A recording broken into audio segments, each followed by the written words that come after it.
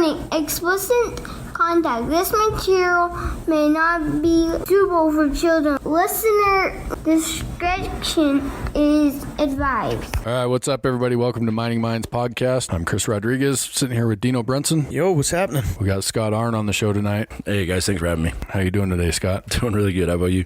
Doing good, man. Oh, man, we're going to have to get over our conversation off here now. Oh, it's all good, Moving man. in. It's all good. I'm super interested just because of the conversation that we've already been having. I can imagine that his mining history is going to be even better. Yeah, and even outside the mining history. So I've known Scott for quite a while. Scott was one of the reasons why I even was able to break into the salary positions in the mining industry. He gave me my first opportunity there and helped me grow in that area. So we're going to start with Scott. How'd you get into mining? Where did you get your start in mining, and who do you remember from that?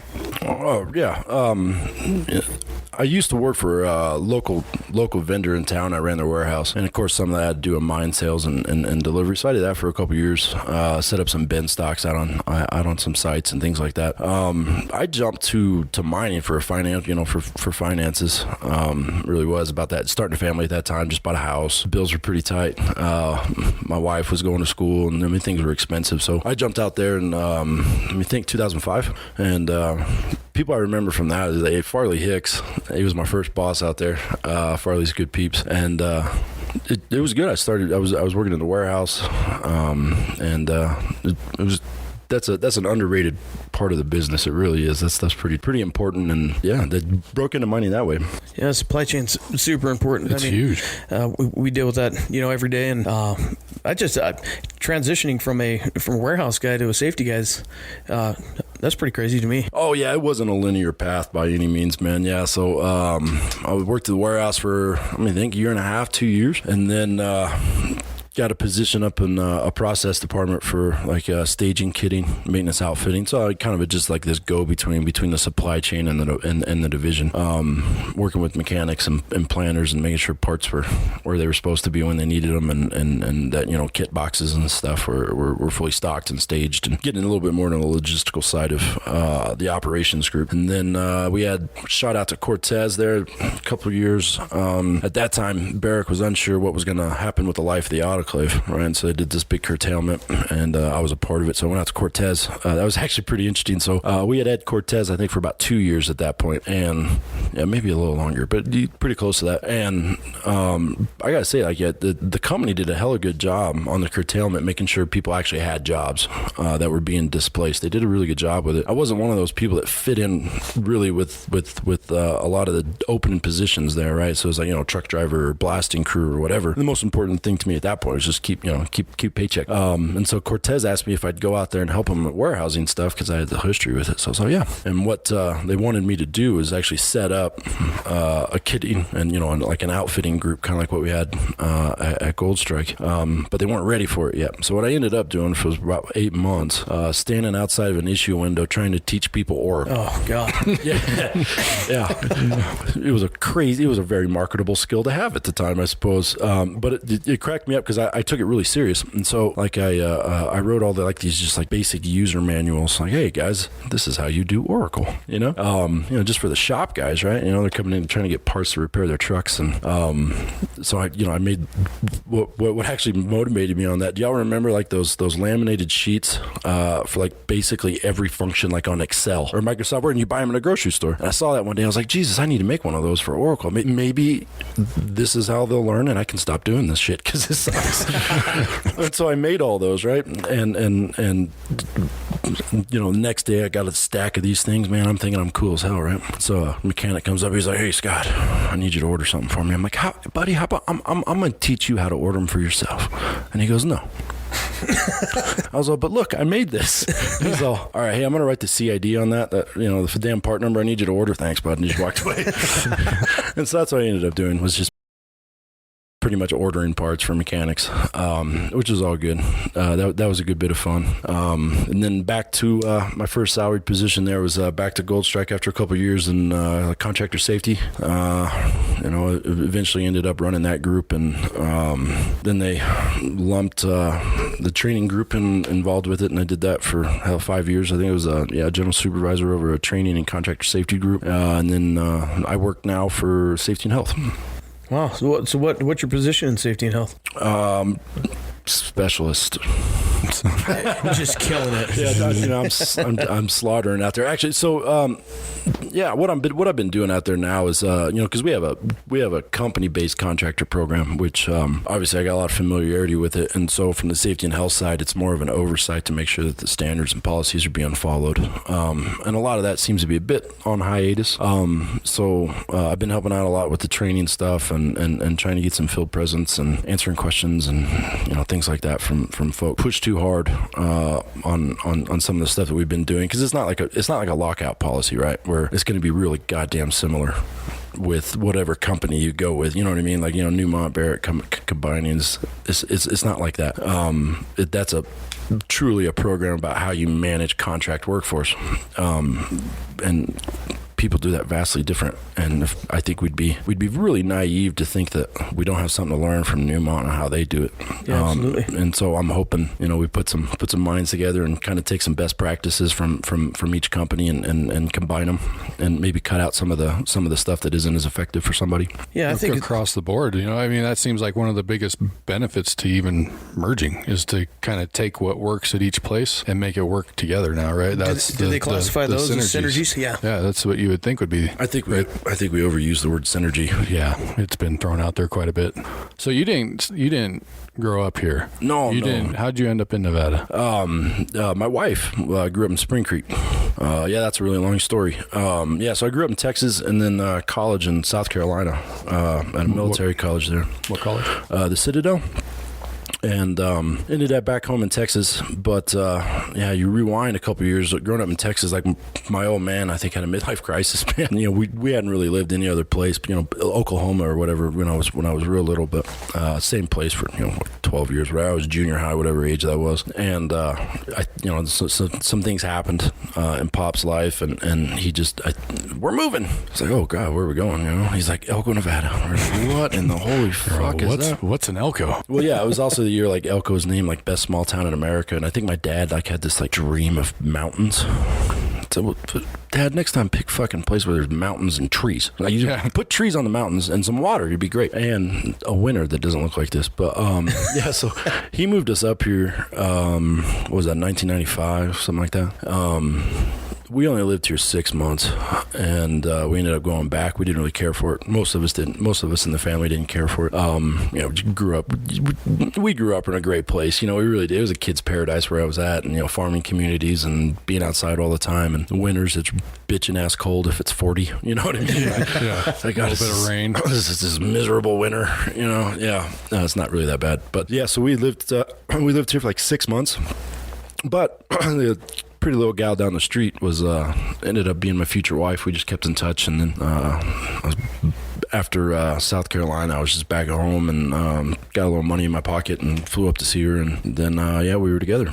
So the Citadel, intense, and definitely not for everyone. It's a crucible, and it's either gonna melt you or it's gonna harden you up. So I guess I'm so disconnected from what it is. Maybe for me and the people that are listening out there, I'm assuming right now that this is a military style boot camp college, to where it wasn't punitive. I didn't get sent there. You chose to go there. Yeah, it was voluntary. You paid them. Actually, I paid them a lot of money to go there. Like, thanks guys, appreciate this. So what benefits did you get out of it? It's I can't speak more highly of a place in regards to, if you want to learn leadership, you're going to see every example, good and bad, in a place like that. Leadership that you absolutely know that you cannot follow, or leadership that you see being shown that you know that you would do anything for that person. I don't think you'd get that at a regular college. Camaraderie, which I think you can probably get that anywhere. However, when you're with a group of people and you realize that their success is your success and your failures are their failures, it really, really helps you in life in regards to team building, and not only that, being very selective about who you have in both your life and your team, your family, your circle. You realize that, hey, if I'm going to care about somebody, I'm going to give them everything I got, and I'm going to realize that their successes are also my successes, and I also have responsibility on carrying my load to make sure that hey, I don't mess this up, and that my failures don't lead to their failures. I don't know. I could talk for a very long time about the lessons I learned there. So some of them are extremely hard learned, especially for a guy like me. I got issues with authority. I got a wee bit of a smart mouth.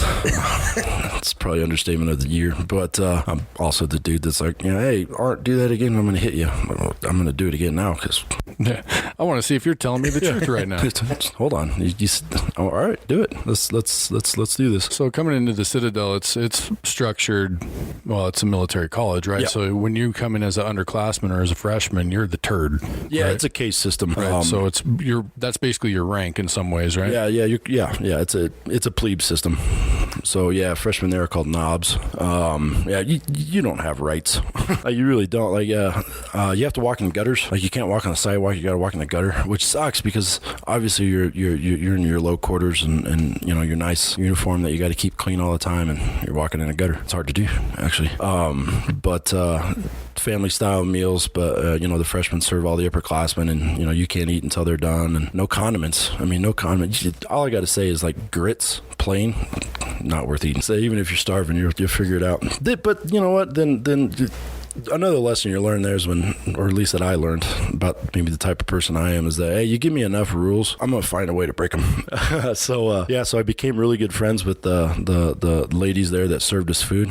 And, I was just nice to them, really polite to them, going out of my way to say nice to them. And they started giving me food, like on the sly. It was good. It's like, seriously, they give me like a whole like half loaf of bread and peanut butter and jelly. I'm like, shoot. And they always called, the honey, they called everybody honey, So it's like, all right, honey, you need this. You go get you some food. So are you guys in platoons?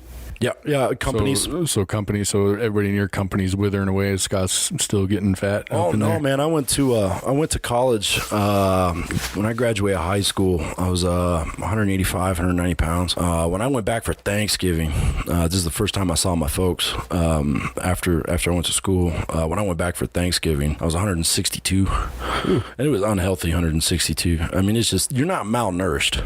You're not. You're getting what you need. You're just constantly in a caloric deficit. Well, you're just always moving, man. It's the day start. There's not too many 18, 19-year-olds freshman year of college where their day starts at 4.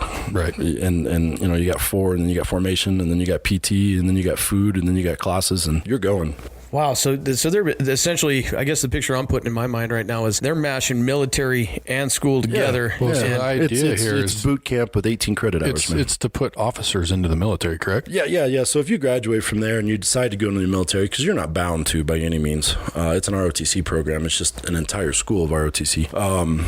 You're a butter bar. You're a second lieutenant if you decide to go into any branch you wanted to. I had an agreement with the Air Force. My goal was to be a pilot. I had an agreement with the Air Force and signed my name on the line. And actually, right after that, I burst my eardrum. Like, we're talking like 2 weeks later. So the Air Force is going to take care of the rest of my school, and I would owe them 6 years and help lead into a career, I would hope, So yeah, I was just doing rifle drill, and a butt of a rifle hit me in the ear, and it burst my eardrum, and I couldn't pass any qualification tests for any military. Oh wow, so that probably just shot you down. It's all right, man. I've had a good life. It's all right. Really, when you think about it, I probably would end up freaking flighting sorties in Afghanistan or some shit. So maybe it's better. Well, I would have done it happily. Yeah. Yeah. What do you look back at now? Well, we use a lot of drones over there, but what do you look back at? What do you look back at on your experience at the Citadel now and go, I'm still pulling from that? You know what I mean? Yeah. Like, there's these experiences that they get ingrained within us, that we use them every day. And what would you say from those experiences that? Individually, whatever you're doing, do it with a purpose. Hey, if I'm headed somewhere, head there with a purpose. If I'm gonna study. If I'm setting time aside to shine shoes, and do it. Give it what energy it needs, and then get on to something else. I would like to say I learned really good study habits there, but I didn't. That was like 2000, and the campus was on a T1 line, and so all we ended up doing was like copyright infringement Call of Duty. And then program it into your computer. Like, you literally just copy the code. That was back in the day, the good old CDs without the security protection. Yep. God, that was a better time. Life was simpler. What'd you go to school for? Business. I actually started out going for geology. That's actually a funny conversation right there. But I ended up going for business. I started out with geology, and by the time I got most of my basics done, it's really funny. So I got a lot of stories about my old man. Chris knows a lot of them, but some of them are not suitable for a podcast at all. So I come home, during break or whatnot, and I remember I'm sitting there digging fence holes with my old man, and he looks over at me. He's all, Scotty, what in the hell are you going to school for again? I'm all, geology, Pop. And he's all, why the hell did you do that? You ain't never gonna make money with geologists. You're just a rock licker. Well, I appreciated what my dad was trying to tell me. I mean, Pop's got Pop's just, he's got a business degree and he's very business oriented. And so, all right, you know what? This is one of those times I don't need to be a know-it-all 19-year-old kid, and I gotta listen to somebody. So I went and changed my major. Years later, I looked at my dad, and I was all, Pop, I got a bone to pick with you. He's all, what? I'm like, do you remember this conversation? It was geology, and then you convinced me to change the business. And he's all, no. I'm like, well, this is what you told me. And he goes, yeah, Scott, I don't remember that conversation. And I was all, well, Pop, we're in oil country in North Texas. Geologists would probably find a job just fine. Secondly, I ended up in fucking Elko, Nevada at a gold mine. Geologists would have done just fine. They're doing all right. Yeah, doing okay. You know what my old man's response to me was? Dude, he took a long drink of his beer, and he looked at me and he goes, I was drunk when I said it, son. Why would you ever take advice from a drunk person? Lesson learned. There you go. Thanks, Pop. Teaching lessons. So how do you take what you learned at the Citadel? Because what I just heard from you is that there was a lot of camaraderie. You had to kind of stick with the people that you were with. You had to. And in the mining industry, I guess in my experiences, that's what the mining industry is about. So it's almost like it was an easy transition for you to come into Elko and work at the gold mines and really produce and be one of the main guys out where you work. Oh, I'm definitely not one of the main guys by any means. I can say that, even growing up and sports and stuff, being a part of it, being a team member and learning how to do that, in my opinion, is more important than the lessons you're going to learn about baseball or football or whatever you got, right? Hey, you're turning your glove the wrong way. Well, that ain't going to matter in 20 years. What is going to matter is, hey, do I know how to be a part of a team? How do I treat people? How do I respond to leadership? How do I lead? Adversity, all those. All of it, yeah. Hey, if you mess up, do I pick you up or do I put you down? And that's it. And I'm seeing a lot of that now with my son's 11 and he plays baseball and he's very good at it. And he's got good coaches. And I don't mess with him about baseball stuff. To me, it's the mental. Like, hey, Ethan, your buddy messed up. That's okay. Hey, how you respond to that is on you. It happened. So how do you respond to it? What type of teammate do you want to be? And that's going to very much influence how you grow up. And so going to a place like the Citadel, and then getting into mining and having a crew, right? Because a crew is tight. One person can mess it up. At the same time, it's not always even. You got to pick each other up sometimes. You really do. Sometimes you're carrying more than your weight. You just got to know they're going to do the same for you, right? So that was an easy transition. The funnest I've had at work has always been leading a team. That's what I enjoy, right? The coordination, the game planning, the strategizing, and the execution. Always been my favorite part. It probably wouldn't even matter what it was doing. I'd probably enjoy it, even if I didn't know too much about what the end goal. What we really needed to go into the end goal. Let's talk about the warehouse again a little bit. Sure. Because the warehouse, to me, when I think of that, it seems like the perfect place for some fuckery, right? Well, let's be honest. I've had fuckery at every position. I know. You and I shared an office for years, bro. I know. But I want to talk warehouse fuckery. I want to hear it all. Okay.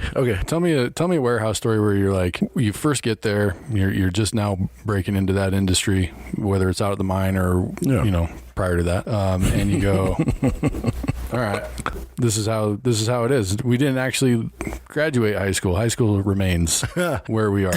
Well, yeah, every day. I feel like this isn't even a fair interview because Chris knows me so well.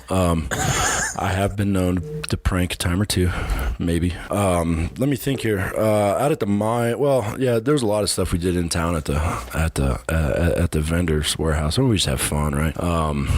Side note, I think that's I think we need to introduce a little bit more fun in the work environment at least right now, because it's pretty damn stressful. Oh yeah, a lot going on, a lot of changes, and hell, for anybody listening out there, my Lord, try just have a little bit of fun with it. Try to without getting hurt or losing productions, or don't break rules. But you out there, we spend a lot of time out there. Just have some fun. Let me think. At the warehouse, well, I did at one point. So there was like 70,000 line items in that warehouse or something like that. Big number, right?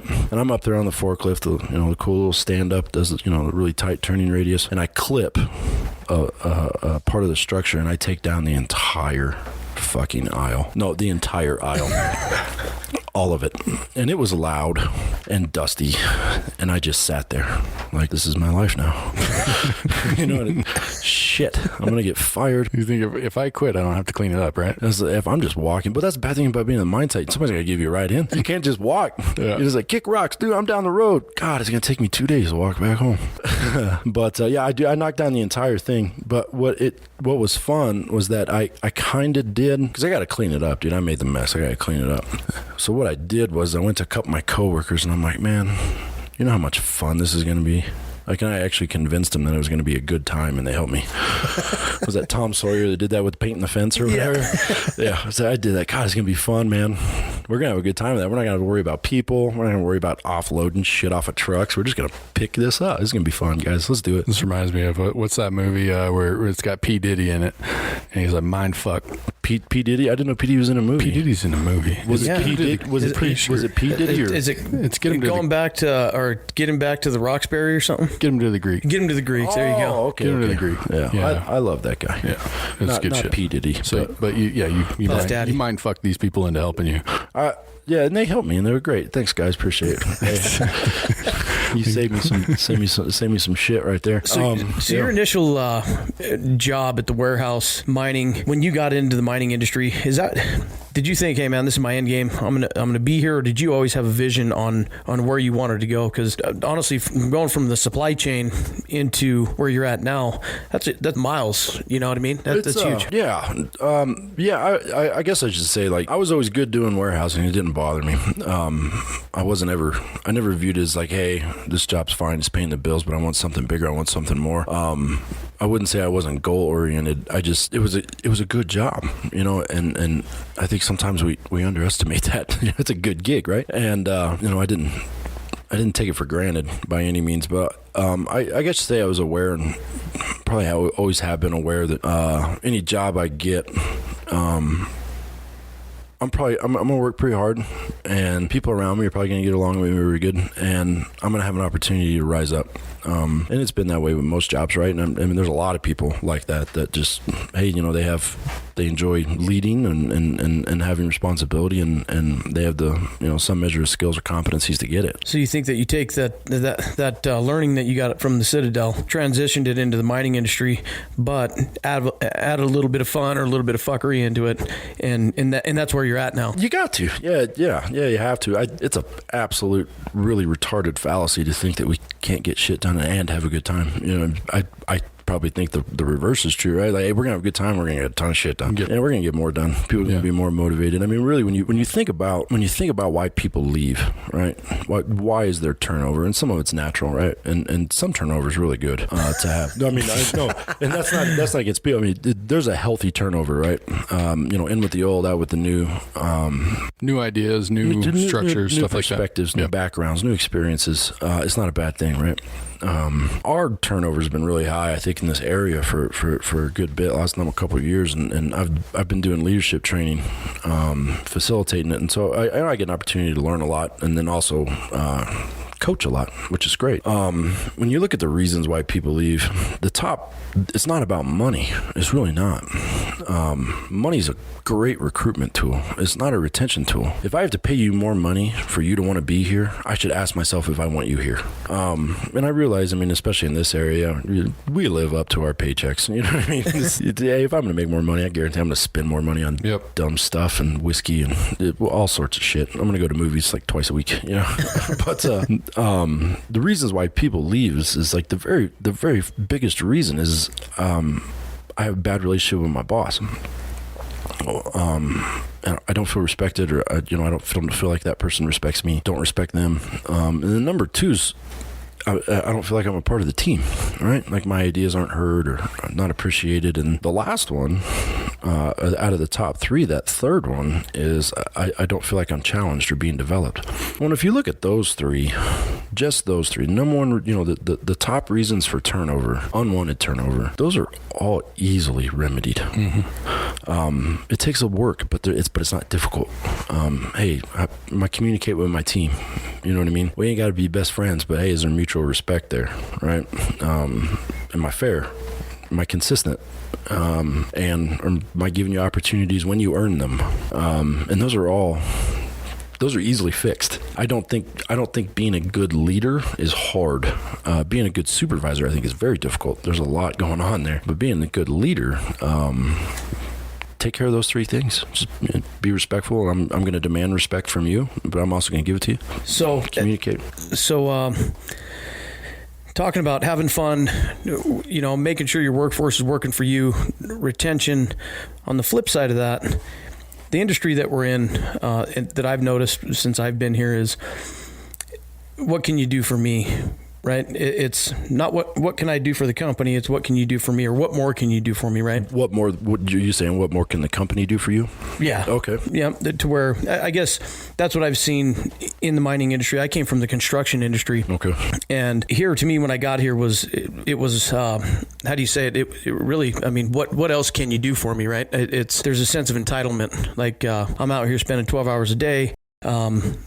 What else can you do for me, right? And so how do you manage that with your workforce now, and how do you discipline people if you have to? Okay. Right? No, that's fair. I actually don't have anybody reporting to me right now.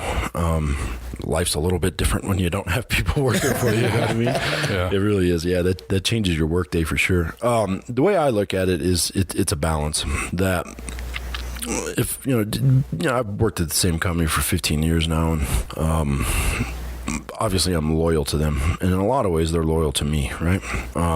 There's give and take.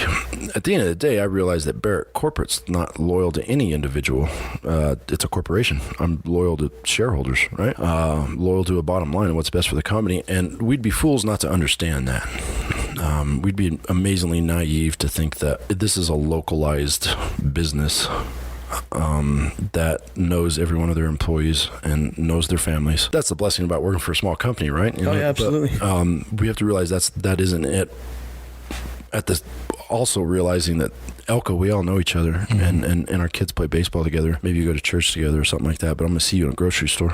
Oh, absolutely. And so it is an interconnected community. This isn't like we're Reno with a mine site. You know what I mean? It's a balance. The companies have to give some measure of employee benefit outside of pay and then insurance. They have to, especially in our industry. And the reason why I say that is our specialists, like technical positions, are amazingly competitive. Talking about metallurgists or engineers or chemists or geologists, they have a lot of different options, right? You have to be beneficial. It's 2019. This isn't 1960s anymore. Right. And to me, part of an employment package now has to be laden with benefits for people to come out. It's also Elko. Well, that's the thing. I mean, you think about this area, and I remember, people in looking for HR representatives and stuff like that, and they're like, well, I mean, we've got candidates, we get them here for an interview, but then they don't want to come here, right? And so that tells me remote location. Yeah, there's something that's missing from the offer, right? Even when it comes down to doctors and dentists and stuff like this, a lot of them are traveling here and then leaving. Mm-hmm. So it's one of those. That's a challenge for the mines to deal with in terms of getting people here. Yeah, we've talked to several people that aren't from here, and even like what you said, your guys' initial impression was for the 6 months that you lived here. Elko's been good to me, mm-hmm. right? If my kids weren't here, I probably wouldn't be here. Yeah, right. I was just going to ask that. Like, what is keeping you here? My little ones. Yeah, I got two, and they're awesome. Absolutely. I love being a dad. I couldn't imagine being a long distance dad, and I'm not going to do that. That's all right. So do you think you have kids, that ain't about you anymore, really? You think your end game is here? Then you think you're going to retire from the mines out here? Oh, well, it's definitely an option. I like having that option, right? Going through the things I have in life, I've learned that any time I've made a long term plan, some of it, who knows if it's going to work out or not? I don't know. I think we mind fuck ourselves. Like, oh, hey, in 20 years, I want to be doing this and this and this. And I really think it closes us off to the everyday joys we have. or at least have available to us, where we're focused so far in the future, and yeah, not to get all heartfelt and all that, we're not guaranteed tomorrow at all. So I have long-term like financial goals. As far as long-term where I'm going to be living at, I just don't think that way anymore. I'm more about short-term goals, long-term growth, not just with like finances or anything like that, but just who I am as a person, the things I do outside of work for fun. And so it's hard for me to answer that question because I don't want to ever eliminate a possibility that could be a wonderful thing in my life because I'm trying to stick to a long-term goal. So I was like that several years ago. I was like, man, as soon as my kids are growing up, I'm getting the hell out of here. And I realized that there could be just absolutely wonderful things that walk into my life that I don't pay attention to or I don't nurture because I'm scared I won't meet my long-term goal. Right. Yeah, you pass up some opportunities or some different avenues or whatever just because you're too focused on what you think is the right thing at the time or whatever. For sure. All sort of, relationships or job opportunities or growth opportunities. It's like, no, I'm not going to do that amazing thing because it really might screw up my 20-year plan. Well, you might have a better 20-year plan. You know what I mean? Like, you never know. Even with the shakeup right now, man, with the way things are going on in our industry in this area, guys at your level and trickled all the way down to the face, there's a lot of people worried up here to where those 20-year plans, they're not even there right now for anybody, right? How's that gonna, or how do you foresee this impacting you personally? Are you just focused on the day-to-day operations and things are going to shake out, or what's your take on it? I think I would be ignorant to just assume that my job, my position, my employment's going to be there in 6 months, a year, or 2 years. It doesn't matter. I think that all of us should look at it that way, which is, you got to take care of yourself. You do. That doesn't ever mean that you're a bad teammate or a bad company person or a bad employee if you're also looking out for yourself. I don't have my eyes open as far as looking at opportunities or anything like that. I enjoy the people I work with. I enjoy my job. The company's been good to me, and I'm going to give them everything I got as long as I work for them. So you're looking forward to not necessarily the synergies, but you're looking forward to seeing how you can help be. How do you say? You're looking to help mash things together and how you can make it work. You're not necessarily looking at the bad side. You're saying, hey, how are we going to make this train run? Well, exactly. You can't be blind to you can't be blind to some of the things that potentially might happen that might have a negative impact. You can't be blind to them. But if I focus on that, there's like an old golf term, right? It's like if you try to miss the sand trap, you're going to hit the sand trap because that's what you're focused on, right? You focus on the fairway where you want to hit the ball as opposed to, hey, I don't even want the sand trap in my head. I'm looking at tunnel vision over here. I want this ball in the fairway, and I'm going to aim it for the fairway as opposed to I'm going to aim away from the sand trap. And I think that's a really good lesson with business too. It's like I'm not going to focus on I need to be aware of the dangers, the traps. I need to be aware of them, but I need to keep my focus on where we want to go. And us with this joint venture, it's a bit chaotic right now. At the same time, it's a lot of opportunity for the company, for people involved with that. There's going to be opportunities open up for people that would have been, a little bit harder to imagine before. There's opportunity here. There really is.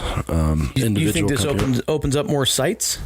Because obviously with the financial backing that both of these companies are going to get coming together as Nevada Gold Mines, in my opinion, there's a ton of opportunities to maybe open up new pits, to explore new underground workings, whatever that might look like. And which is more training, more. Well, you don't have a mine boundary now when we're talking about Carlin. Yeah, you don't have a mine boundary now. And if you actually looked at the way like Gold Strike and then Gold Quarry were set up, there's a barrier there, right? It's all dirt and rock and high wall, but there's a barrier there, and if there's a pit on one side, on both sides, it kind of tells me there's probably there might be some good stuff in between. Yeah. You know what I mean? That was just like, hey, my neighbor's over there. I'm not gonna get too close. We'll be respectful. Hell, I don't know what all went into that, but I got a hard time believing there's not good dirt there. Also, when we start combining resources, but under a unified plan. that opens up a lot of opportunity. So one thing like Barrick's always been good about, Barrick's got amazing geologists and exploration. I mean, they're good at it. And I don't know anything about Newmont's. I just don't know. But I know that Barrick is really strong with that. I mean, you look at their discoveries, what they've had out there, that Cortez district. I mean, my Lord. Hell, there were the Betsy Pit, the things they found in there, right? And some of the stuff going on over there at the underground that they've discovered and explored and quantified. They're good at it. So, like George Fenmore's awesome. I don't know if y'all know that guy. That guy's awesome. What does he do? He's like head of, I forget the title, but he's like the manager pretty much of like the dirt that's still dirt. Yeah, I guess, you know what I'm saying? It's not classified as resources yet. Yeah, like as far as the discovery and the exploration and then the development and growth. Manager of growth. That's what it is. All right, I'm gonna high five myself. I remember that. Yeah, but I mean, Newmont also has really good drill services and geologists. Yeah, and I just know I don't know that much about it. Yeah, so I really think that that's going to be one of the areas that we see the most amount of growth right off the bat, because there's few things out there that are removing some red tape from exploration. So there's already been growth there. So once you knock the fences down between Barrick and Newmont properties, and I believe that was one of Barrick's critiques of Newmont, is that they weren't chasing that stuff. Some of the critique was that they weren't spending the money in exploration. Because I mean, geologists are smart. Those are smart people. I mean, and they can map an area, and they can guaranteed they can look at the map based off of what we've already found, what Newmont's already found, and be like, you know what, there's probably some pretty good dirt over here. And that was one of Barrick's critiques, was that Newmont was no longer investing in Nevada so much. I mean, and I've heard just hearsay on that being both correct, really, really correct, and then completely wrong. So yeah, I don't know. I think one of the bigger opportunities, short term, are the processing plants. So you got dirt coming up. You've got a very, very efficient roaster at Goldstrike. I mean, that thing's world class, right? And you got good processing plants there, and they're still building up, the TCM technology and whatnot. And a lot of the restrictions, I believe, on the TCM was good quality dirt that would run through that plant well. I mean, essentially what you have there, right, is you have two processing facilities at Goldstrike that can process roaster ore, correct? Correct. So essentially, you have not two roasters, but two facilities that can put that type of dirt through there. Yeah, that can process that type of ore. One's just not as efficient as the other yet. I mean, TCM's not designed to be as efficient as the roaster. I mean, I maybe in like a utopia. That's hard to get. It's a finicky plant, right? It's very technical, and you got really freaking smart people working on it. So I'm pretty confident they're going to get to where they want to go.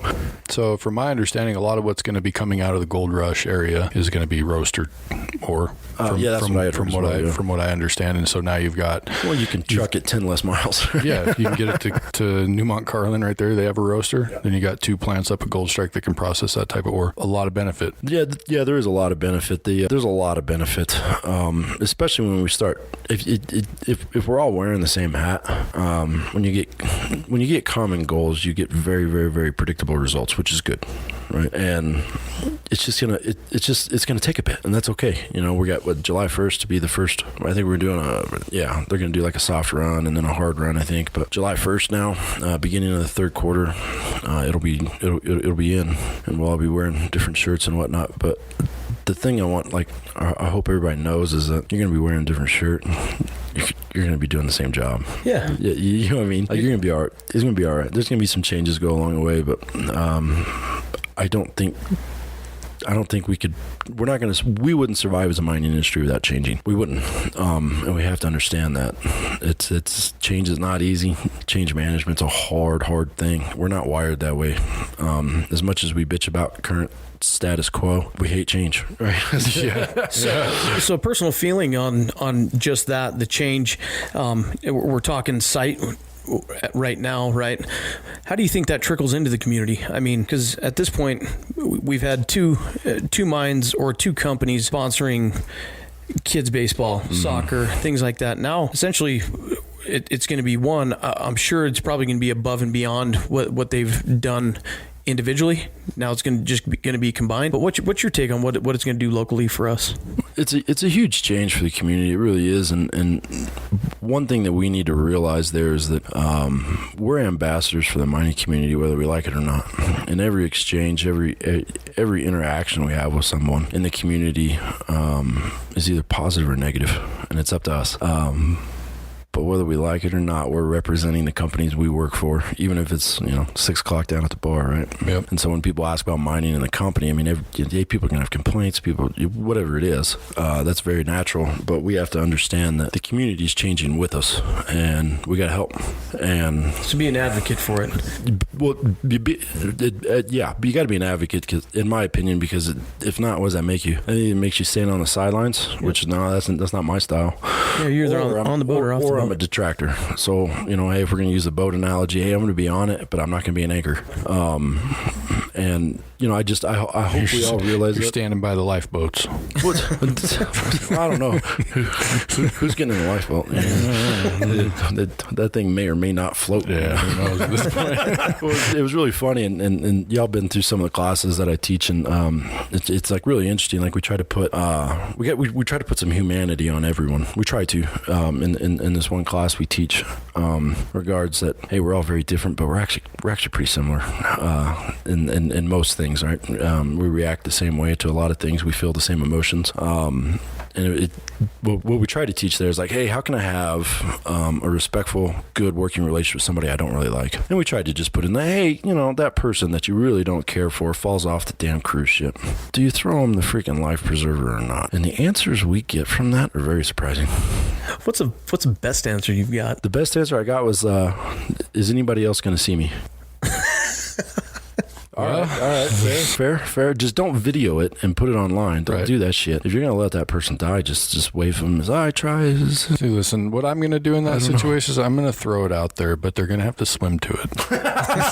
Help yourself. Learn how to help yourself. Hey, there's a shark behind you. No, I guess what I would do in that situation? Hell yeah, I'd help. I'd totally help that person. I'd pull them up, and I'd make sure that every day they were reminded that I saved them. Hey, remember that time? You wouldn't be here if it weren't for me, fucker. Yeah. I'd make sure they remembered. But we try to teach that. What's really interesting now is like, I got a little puppy dog. I love him to death already. And one of those things is like, hey, you got that person out in that water, you throw them a life jacket or not, or a life preserver. And then we say, well, what if your dog's out there too? Like, who are you saving? You can only save one. These are always those moral conundrums, man. That's a struggle. I'm like, well, why doesn't my dog know how to swim? One. Hold up. They're probably better at it than we are. You know what I mean? Doggy paddle. That's why they call it doggy paddle. They don't call it human paddle. They call it doggy paddle. Why? Because dogs can do it. But yeah, now that I have a dog, I look at it and I'm like, well, all right, how much exactly do I hate this person? Well, I mean, there's always those studies, man, where they talk about, hey, you pull the lever, you save 5 lives, but there's a child on the tracks on the other side or whatever. So which lever you pulling? You got 5 60-year-olds on one track. You got a 5-year-old kid on the other track. Well, it's very subjective, right? Because it's like, I want to do the most good. There's no fucking right answer, dude. No, there's no right answer. Me, I'm saving the kid. Yeah. I mean, that would be me. Y'all had a good run. Yeah. Hey, the world will miss your 300 years combined experience, however. It's downhill after 60 anyway. Knowing my luck, like I'd save the kid and then he'd just be an asshole kid. Yeah. be like the worst teenager ever. Oh, Jesus. Or the guy looking to do a lot of fuckery. Or some sort of dictator somewhere. No, he's awful. Yeah, he's awful. He ends up being Bieber. So you're like, oh, Jesus Christ, I'm going to shoot you now. Jesus, I made the wrong choice. God. So what do you do outside the mining industry? Oh, okay, yeah, a lot of stuff. I'm a dad. That takes a lot of time, which is good. I like that. Right now it's sports season, so it's pretty busy. You got a badass little pitcher on your hands, dude. Yeah, Ethan's a stud, man. And a lefty.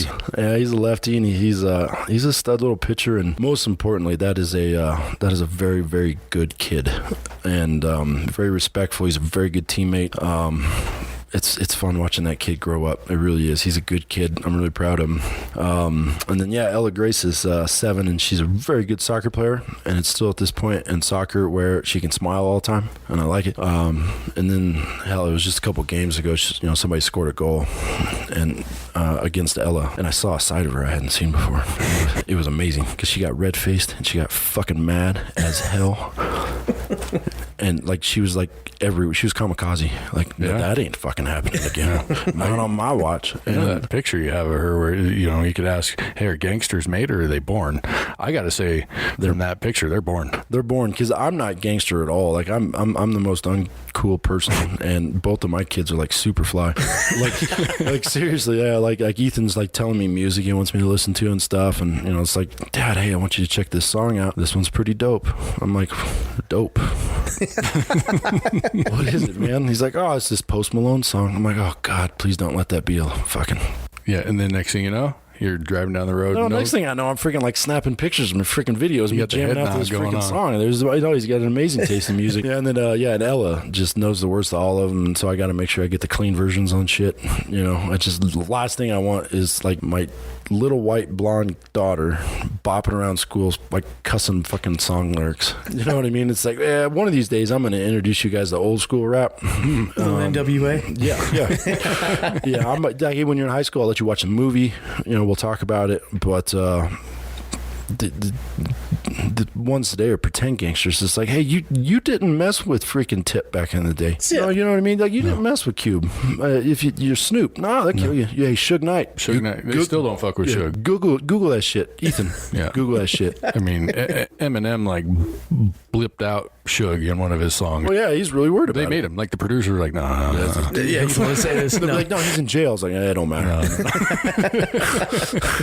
Can you 100% guarantee you won't end up in jail? I'm like, no. Well, yeah, don't do it then. Yeah, don't do it. Not worth it. Well, yeah, and he's like coming out now saying he knows he killed Pac or Pac. Yeah, Pac, and makes me wonder if he really knows. All I gotta say is you held the secret. Car with him. You held the secret a long time, homie. You probably could have swung this into a plea bargain. You watched the Tupac movie? Yeah. All Eyes on Me? No, I haven't yet. I heard it was really good. I haven't watched it yet. So I read a article about it, and apparently the cop said, who did this to you? And somebody told him? No, the cop's asking Tupac, who did this to you, blah, blah, blah, and Tupac goes, fuck you. Gangster till I die, bitch, I ain't no snitch. Yeah, he went out like a G. Wow. Shit, we still listen to his music today. It's still freaking good, man. Yeah, absolutely. That dude was more than just a rapper. He was a philosopher, very smart man. Yeah, well, Tupac was amazing, dude. Yeah. And I know I'm just a little white dude. I remember, hell, it was the same. Yeah, all right. So the year Tupac died was the same year, I believe, that O.J. Simpson trial was there, right? And I'm at a really big school in Garland, Texas. I mean, this thing's freaking huge, man. It's like 3,000 kids, and it's one of those ones like you see a cute girl walking down like the hallway. You'd be like, Tuesday's 2:00. I'm gonna see her again. You never see her again. It's like really disappointing. It's like, God, that girl was really cute. No, she's gone forever. There it is. You never see her again. But I'm sitting there and I forgot. I'm in a language class. It was Latin. My mom made me take Latin so I'd be good at the SATs. Fooled you, Mom. Didn't work. But I was in language class, and they literally announced it over the intercom that Tupac had died. Really? Yeah, which I thought was crazy for one. And at first I was just like, Tupac, oh my God, that's horrible. Like, I listen to his music and think I'm cool. That sucks, but the way that some of the kids that went to that school took it, I mean, like it was like a family member dying, and yeah, that was awful. Yeah, he's an icon for sure, man. He really is. Yeah, I mean, kids coming into school like literally like 2 days later with like like Tupac remembrance shirts, and I remember being like, you make that shit yourself? Because how the hell did you get so fast? This was just like 2 days ago. People aren't even sure if he's dead. And this is before Amazon. No, way before Amazon. So man. It's not like you just hopped on Amazon. That was like back in the days, like puff paint, Yeah, airbrush. Freak day. That was high class right there. So what else? What else you doing outside of mining? What else you doing on your personal time? Man, I do wood art, like so wood wall, wall art with wood, headboards and things hanging on the wall and countertops and coffee tables.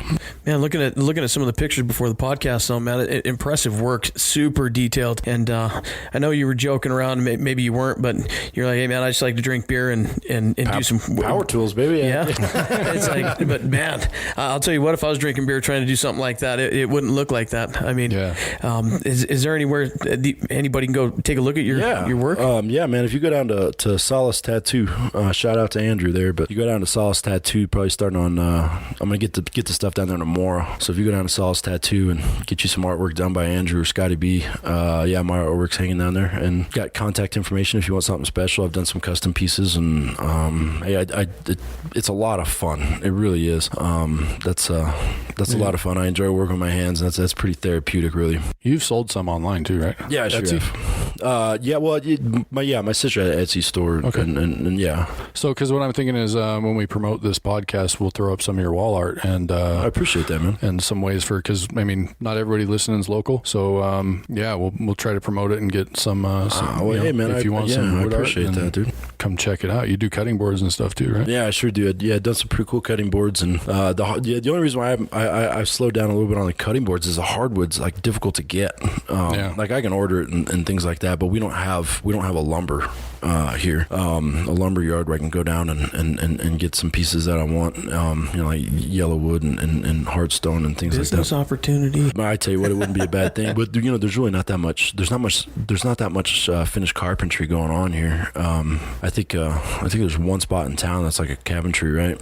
And I went and hit them up. They don't have that many scraps, things like that. I mean, you can get it online. It's just not easy. Yeah. And so it's still different, right? Like you don't know what you're gonna end up with. I like to look at the pieces on that. I mean, I've handled it enough. I know what it looks like. Got a good idea what it would look like as a finished product, and I guess it's pretty picky, right? It's just with everything else. Like your end product's gonna be as good as your materials are. So, man, So, most interesting piece, I guess, or maybe not most interesting piece, but what's taking you the longest? And have you been doing this forever, or is this something that you picked up since you've been out here? Yeah, this is pretty new. I've been, let me think here. Started doing it just with cutting boards because I just thought it was neat. Well, it's not exactly a cheap thing to start. I mean, you're gonna need table saw, and you're gonna need some pretty good tools, planer and things like that. And just regular tools aren't cheap, right? So I saved up my money and make sure I got a good workshop. But I started out with cutting boards, which are a lot of fun, and I enjoyed that. I just wanted to do something a little bit more creative, or at least in my mind. I like messing with colors and things like that. So. Gosh, let me think here. I've been doing this probably since last fall. Really started to heck, I made like 3 pieces this morning. But really started picking up on weekends and things like that. It's a lot healthier for me than going downtown, going to the bar, which I enjoy to do. But a lot of good bars here. I'm good drinking at home too, right? The bed isn't too far away. There you go. And embarrassment's actually a lot further away. I bought an old house in town. That house was built in 1928. And so in the wintertime, I usually like to work inside and fix it up. Summertime I usually like spend outside. So this is a fun little story about I gotta be careful how much whiskey I have. But so I'm working in the backyard. I grew up fencing. Fencing's just kind of in my blood. And I'm digging post holes for my back fence, dude. And I did it the way I was taught, right? The way I've always been doing it. Hey, we got end post, we got the other end post. Freaking got my line. So I started digging post holes, and then I'm doing good, having whiskey. It's a beautiful day. It's a beautiful day. It was like May a couple years ago when it was like nice May, not rainy May all the time. But man, there's music blaring, dude, cocktails going by myself. It's a beautiful day, having a great time. Put those posts in, dude, get the concrete in, and kind of do the old I'm done for the day, right? Gotta let these bad boys set up. So I wake up the next morning and I walk outside and I look at these freaking fence posts, man. They need braces bad. Like seriously, like my lordness, that ain't straight. Like that's one of those ones where it's like, if my pop ever comes up here, I'm never taking him in the backyard. Like, just plant the trees in front of it now. Pop's gonna be disappointed as hell right there. It's like, you don't even know how to run a freaking top line. So you've been here for 15 years and Pops hasn't been up here? Oh yeah, Pops has been up here. This is a new house. Oh, gotcha. Yeah, this is a new house. So this is just a couple years ago you put that fence in, right? Yeah, it was summer before last, and that's still what I see every time I walk up. I'm like, damn it, a hell of a backyard. Like, yeah, it's getting there. Huh? I enjoy spending time in your backyard and around the fire pit and stuff like that. Thanks, man. And that was another thing that you're interested in doing as well, is maybe some landscape design or something along those lines. I'd love to do landscape design. I really would. That's fun. We're not exactly in the climate for some of the stuff I'd really like to do. In a recreational space at your home. The reason why I say that is it's 6 months hard winter and then really slow to get summer to here. So, do you think that would be something that you could do if somebody were to send you pictures of their space and from a few different angles, and you'd be able to sketch out an idea for them of. Oh heck yeah, for sure. And I enjoy doing that. And I've helped people out before just with ideas or something for their backyard, and that's good. If they need help with the labor, I'll help out, but I charge in whiskey. There you go. Hey. And your fence line may not be straight. Just saying. You talking top shelf or middle? Me? Yeah, I'm a Bullet Rye guy. There you go. Just raise a toast to Bullet Rye. No Old Crow. Oh, I'll drink it. That's fine. Pass around the Old Crow. Hey, we've put down plenty of Black Velvet and stuff like that too, right? There you go. Hey, if I'm gonna mix it, I'm probably gonna do BV. You just gotta be careful because all of my glasses are huge. Like I don't have a small glass. Everything. Anything that's gonna have alcohol in it needs to be big in my hand. You know what I mean? It takes too much effort to fill up again. Right? I don't want to walk back in and freaking pour another drink. Actually, if you go in my backyard right now, I turned a old refrigerator into a cooler, right? Like lay it on its side and get it covered and drained and plugged, and now you got a really badass cooler. If you were going there right now, there's so much booze. Like I almost feel bad. Like, man, little high school kids walking home from high school and I walk by my backyard. Like I might be developing teenage alcoholism. I'm just hey kids, if you're listening, don't do that shit. Yeah, stop for now. Yeah, that shit costs money. At least leave some money. One of my favorite things, like my house is right on this like heavily trafficked road from the high school. So the kids, walk to school or walk to lunch or whatever, and they walk back. And the little bastards like to throw the trash in my yard. I was a kid once. I get it. Y'all are all right. However, I've got this idea. I'm gonna get a ghillie suit.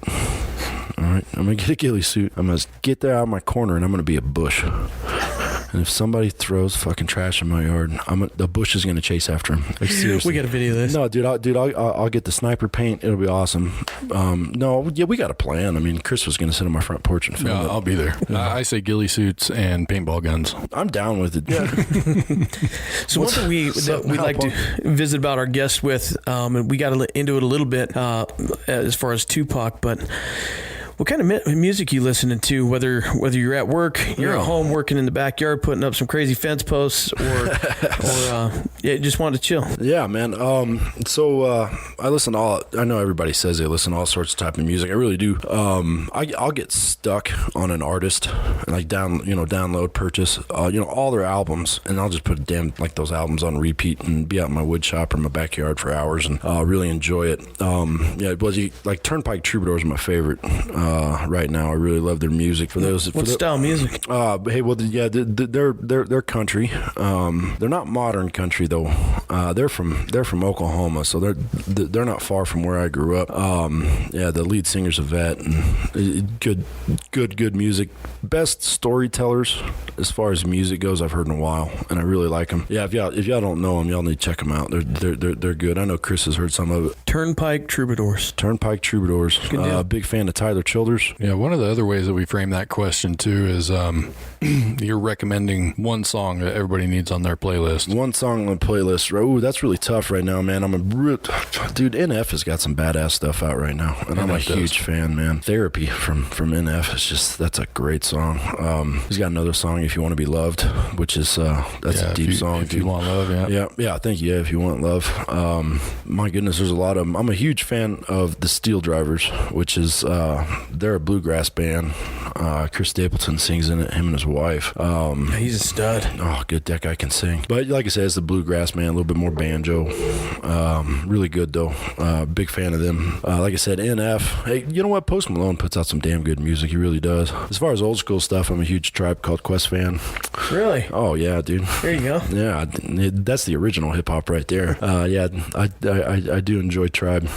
I guess kind of a little bit of everything, right? So no George Strait. I will never knock King George ever. It's just one of those things I like finding new music. Yeah. How about the band we saw down there in Texas? You remember them? Chris Watson. Dude, Chris Watson. The Chris Watson man was right. There's black, gray, and white right there, man. Yep.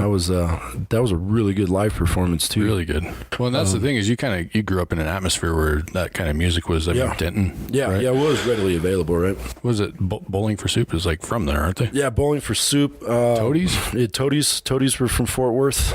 They're still, man, Toadies are still kicking it. They're good. They're still good. In fact, if you go back like 2-3 years ago, there's a micro microbrewery in Texas. Their name of them escaped my head right now. But anyways, they were releasing 2 new beers. It was it Heaven Above, Hell Below. So they had a porter and then they had like a cider. It's a pretty popular microbrewery down there. And so they're having a release party. And so you went to their plant and you were going to go to this concert and drink some beer. And it was the middle of freaking July. No, it was late July in Texas. And I mean, it was like ball sweatingly hot. And I grew up down there, so it's, I assimilate pretty quickly to the heat, but this was hot. This was like, you're outside, dude, and if you're wearing freaking like flip-flops, dude, your top of your feet are sunburnt, like third degree within 10 minutes. Like, it was just bad. But and the beer lines were just so long because everybody was so hot that, these guys did a good job. They actually just came out, man. It's just everybody's getting free water and shit like that. And anyways, the Toadies played, and I'm not kidding, dude, it's 100 degrees hot, and the Toadies played in freaking hour and a half set, man. Played their old stuff, played some of their new stuff, and they just, dude, they killed it. It was a really good concert. For a band that established to go to a microbrewery and play a 90-minute set when it's hotter than the freaking surface of the sun out there, dude, really says something. That's probably just that Texas pride thing, It ain't hot. You're hot. I ain't hot. Yeah. My balls are sticking to my leg right now, but we're gonna play. That's fine. My balls is hot. That's right. That's fucking Derek Lewis right there. Why'd you take your shorts off? My balls are hot. Yeah, that was so funny. Thanks, Derek. Actually, he was getting his ass handed to him that fight. You remember that? It was the last 10 seconds of the fucking final round, dude. He just lit him up. Well, that dude's got punching power to freaking Jesus. Man, right there. What you got, dude? Is it going to be Khabib and Poirier, and then September, right? And then now there's rumors it's going to be Khabib and GSP before the end of the year, man. I feel bad for anybody who fights Khabib. I'm sorry, man. Like, you're... Yeah. Good luck. I mean, Khabib's I know just anybody, an animal. Anybody can go in there and I don't compete. know if that dude can be beat, man. Dude. Well, here's the thing. I think that if you got, and don't get me wrong, I'm not a freaking MMA expert. I'm just a fan, right? I think if you got somebody with more than competent grappling, just more than competent, right? But a striker. Because, I mean, Khabib's ate some punches, man. He has, right? And he's shown he can take. Conor knocked him a time or two where I was like, oh, shit. Yeah. And it looked like it hurt him. But he was all right. He was still coming. Poirier might do it, dude. That dude... Poirier's a stud. Well, he's a good grappler. He's underrated as hell, if too. You watch the freaking striking in that last fight, man, with Holloway, holy shit, that dude can fight. Holloway's he's no slouch. Oh, well, dude, look how tough Holloway is. My God, dude, that dude took a beating. That dude took punches and would not go down, dude. I got mad respect for him. I'm really excited. What is it? We got Ferguson and who is that? That's next weekend, I thought. Ferguson and shoot. Are we going to watch it? Yeah. Bear shit in the woods. I think so. I've never watched one, but I believe that's where they shit. I bet if we YouTube it, we could find it. Maybe. I don't know. I don't know who the jackass was that was filming a bear shit, but I guarantee. Well, I just seen a video of a guy chasing a grizzly bear He was on that bike? No. The bike is different. The bear was chasing the guy on the bike. The guy was chasing a bear on a fucking on a snowmobile. Really? And that bear finally got tired and turned around, and you see that the guy skirted and fuck, man. Well, that's bear, one of those things. It's like, fuck you up, man. Fuck you, bear. I got technology. I'm no easy prey for you. And you're like, oh shit, we ain't fighting. I hope you got enough fuel in there. Yeah, we ain't fighting. Good luck. Well, yeah, that's fuck bears. No. Yeah, dude, bears, sharks, alligators. No. They all have dead eyes. They have no souls. Well, they will kill you. Those are just creatures that are just engineered over millions of years to kill your ass. Yeah, they're out there to survive, and unfortunately, humans are not at the top of that. We're not designed for that. No, we're designed to trick them. Well, that's like the big difference, like where I grew up hunting versus hunting here. Congratulations to everybody that got killer tags yesterday. Yeah, I'm happy for you. I don't fucking care. Go out and have some fun, dude. Support your local economy. Don't shoot people. Look out for each other out there. Yeah, that's fine. Hey, if anybody's gonna butcher some meat and they don't want it, though, hit me up. All right. You'll eat it. You just don't hunt. Oh hell yeah! No, I'm just not a big hunter. And I got man, they do some amazing shit. That's a lot of effort, man, and that's good. You're not taking that's not a stance on some sort of moral thing. It's just that you don't do it. No, it's not my thing, man. Like I enjoy going around and hiking around in the woods and things like that. I've had fun scouting with people that had big tags. I enjoyed that. It's just as far as the hunt, like no, man, I'm good. Hunters and especially when they talk about hunting predators, it's kind of one of the reasons why we get to kind of go just mingle through the woods without having to worry about being eaten by a cougar or some shit. You know what I mean? Like I'd fight it off. Hey, some guy just did That's that. What I say. No, hell no, I wouldn't. No. Did you guys see that point in time? It's like, man, you go ahead. You're all right. You're gonna win. Did you see that dude that I don't know if it was a mountain lion or a bear, but he was way back in the woods on his snowmobile, got attacked by this bear, and it pretty much ate his face off, and he lived. And then he Facebook Lived it? Yes. Yeah, dude, that dude was from Alberta, Canada, or BC. Shit, I can't remember. He was from Western Canada. That's pretty nuts. Yeah. I'm pretty sure that Chuck Norris shit when that guy just stepped out after that. Well, so you listen to that dude's story, and so he's out there, doing his thing or whatever, and he knew there was a bear around, like, I don't know if it was 6 cents or what, right? Trail marks, who knows, I don't know, but he saw the bear and he immediately covered up, like fetal position, covering head, and that bear just beat the shit out of him, and then he left him. The bear left him, and so he got up and he started walking like, oh shit, I'm hurt, I need to go to the hospital. The bear came back like, fuck you, I'm not done. I knew you were dead. The bear was just hiding, watching. Yeah, fool me once, shame on me. Fool me twice, I'm gonna eat you. And so when he did it again, so I covered his head and just vital parts, right, and just took this beating from this bear and then walked out, drove himself to the hospital, and that's crazy. I just want to drink a whiskey with that dude. What else, buddy? Yeah, what else do you do in that situation? I don't know. I'd probably like make sex noises just to see if the bear, if you can turn the bear on, or what? To see if the bear's like, man, no homo. I don't know what you think this is. This is not this kind of woods. Oh man, I just sent that thing out the other day. The 4 steps to CPR. Yeah. What is that? The 4 steps to CPR is like check pulse, check breaths, say no homo, and then blow into their mouth. All right. Yeah, I don't know.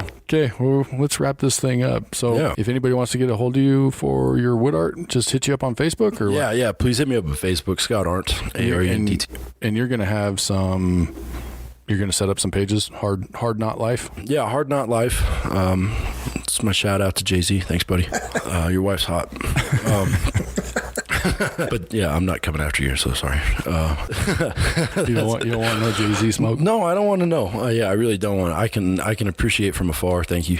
But it's Hard Knot Life. And then I probably won't do Facebook in regards to the page, but I will do Instagram. Okay. What about Pinterest? Are you gonna throw one up on Pinterest, maybe? Yeah, I probably will. If I'm being honest, man, I have not figured out the navigation on Pinterest. I'm like, I do a page, and I don't know what. Yeah, you can look at a bunch of stuff, but it's hard to. You have to talk to a girl about that. I think. No, that's I'd probably just talk to one of my kids. I'll be like, oh, Dad, I have a page. I'm like, oh shit, I don't know.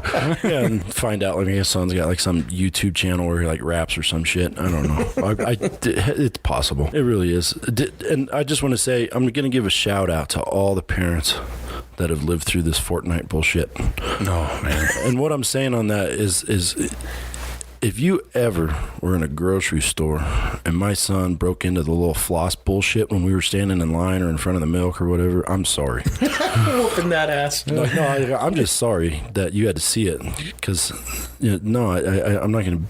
Well, I'm not above beating my kids in public, but I didn't. I just looked at him and I gave him the dad look, but it was this more really judgmental dad look. You're like, are you serious now? This is my fucking kid. Jesus Christ. Come on, bro. What are you doing, man? I think everybody's kids are doing that. The Fortnite thing, please just die. Fortnite, please just die. Yeah, go away. Yeah, well, I mean, Ethan was into playing Fortnite for a bit. He's into NBA 2K now, and that's cool. That's all I grew up playing. Really, was the sports related stuff. Madden was bomb. NCAA football was bomb. Yeah. But don't get me wrong. There's some other games like the Final Fantasy and shit that were really cool. But I wasn't ever a gamer outside of the like the esports. By the way, esports, you're not athletes. You're not an e-athlete. That's not a fucking thing. No. Y'all make more money than I do, I know. I think a lot of them would say that they are also not athletes. Well, I think there are some that are delusional enough to say, it's hand-eye coordination. Well, I saw this one dude. It was a story. That's this one.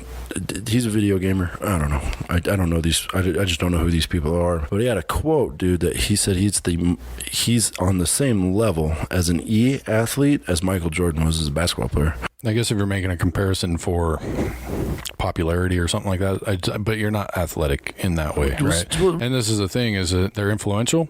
Mm-hmm. They got people that follow them on Twitch and YouTube and all those things, so they get popular. They make a lot of money. And so and there is a separation between the pleb gamers and the elites.